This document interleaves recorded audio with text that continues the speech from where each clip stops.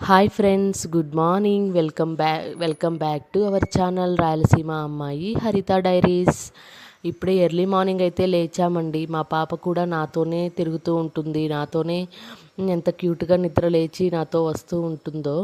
నేనైతే ఫస్ట్ నా డే ఎలా స్టార్ట్ చేస్తాను, ఫ్రెష్గా లేచి ఫేస్ వాష్ చేసుకొని లిటిల్ క్లీనింగ్స్ ఉంటాయి కదా, అవన్నీ చేసేసుకొని పాపని పట్టుకొని స్లోగా పనులైతే చేసుకుంటాను. మల్టీ టాస్కింగ్ లాగా. అమ్మ లైఫ్ అంటే ఇంతే కదండి.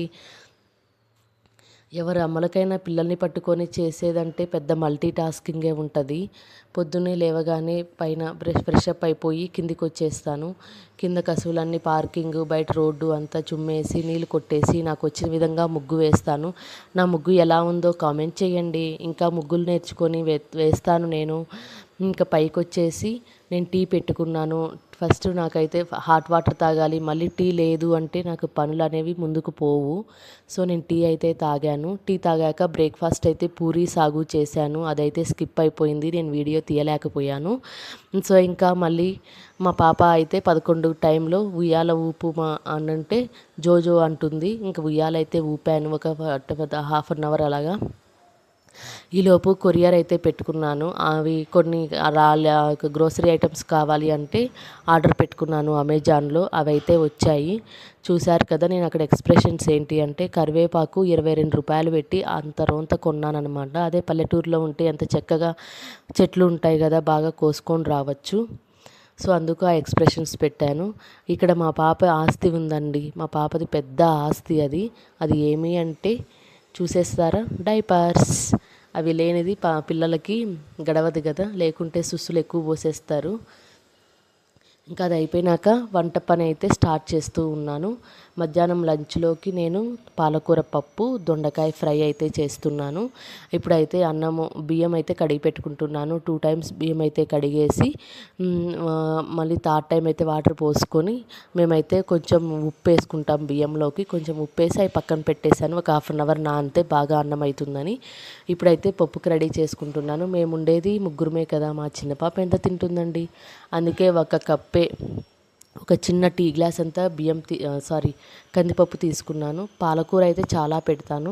నేను ఏదైనా ఆకుకూర పప్పు చేస్తున్నాను అంటే పప్పు తక్కువ పెడతాను, ఆకుకూర ఎక్కువ పెడతాను. అప్పుడే కదా మనకి దానిలో ఉండే విటమిన్స్ కానీ ప్రోటీన్స్ కానీ అందేది. పాలకూర పప్పులో టమోటా తినకూడదు అంటారు. అందుకే 2 టమోటా మాత్రమే వేశాను, చింతపండు వేశాను, పసుపు, ఆయిల్ కొద్దిగా వేస్తున్నాను. ఆయిల్ ఎందుకు అంటే పప్పు తొందరగా ఉడకడానికి ప్లస్ పొంగిపోకుండా ఉండడానికి. ఇప్పుడైతే కుక్కర్ పెట్టేస్తున్నాను విజిల్. ఇంకా మళ్ళీ దొండకాయ ఫ్రై కోసం అయితే దొండకాయలని కట్ చేసి వాటర్లో బాగా క్లీన్ చేసేసుకొని కట్ చేస్తున్నాను. ఒకవైపు పప్పు అవుతుంది. ఈలోపు దొండకాయలు అయితే కట్ చేసేసుకొని దొండకాయ కూడా పోపు పెట్టేస్తాను. ఆ పోపు పెట్టే విషయం అందరికీ తెలుసు కదండి. ఆనియన్స్, చిన్నుల్లిపాయి, ఆవాలు, జీలకర్ర. ఇంకా ఆనియన్స్ వేగాక దొండకాయలు అయితే వేసేసుకొని మగ్గనియాలి. సిమ్లో పెట్టి మనము ప్లేట్ కానీ క్లోజ్ చేసాము అంటే ఏ కర్రీ అయినా కానీ బాగా మగ్గుతుంది. మనము హైలో పెట్టి గబగబా వేయించాము అంటే మాడిపోతుంది, టేస్ట్ రాదు కదా. సో అందుకని సిమ్లో పెట్టేసి ప్లేట్ క్లోజ్ చేస్తాను. ఈలోపు ఇంకా ఏదైనా పని ఉందేమో అని చూసుకుంటాను వంట రూమ్లో ఒకటేసారి. ఇప్పుడు అయితే నేను ఇంకా లిడ్ క్లోజ్ చేసేసి అంట్లు అయితే కడిగేస్తాను, ఉన్న అంట్లు సింక్లో. ఎందుకంటే ఒక పక్క పప్పు అవుతూ ఉంటుంది, ఒక పక్క దొండకాయ అవుతూ ఉంటుంది. ఈలోపు అంట్లు కడిగేసాము అంటే మనకు కిచెన్లో పని అయిపోతుంది కదా. సో పాప ఉంది కాబట్టి అన్నీ ఒకటేసారి చేసేసుకుంటాను. చూసారా, నేను అంట్లు కడిగొచ్చేలోపు పప్పు అయితే అయిపోయింది. విజిల్ తీసేసి పప్పు రామేస్తున్నాను.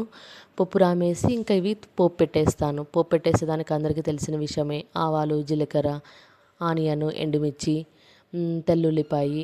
ఇప్పుడైతే సాల్ట్ వేసుకుంటున్నాను, పప్పులోకి కొంచెం తక్కువైందని చెప్పేసి. ఇది పెట్టేసుకొని చిన్నుల్లిపాయి చిన్న ముక్కలుగా కట్ చేసుకొని వేసుకుంటే బాగా ఎగుతాయి. పప్పులో తినేటప్పుడు పంటి కింద పడితే భలే టేస్ట్ ఉంటుంది కదా అండి. సో అలాగైతే అయిపోయింది.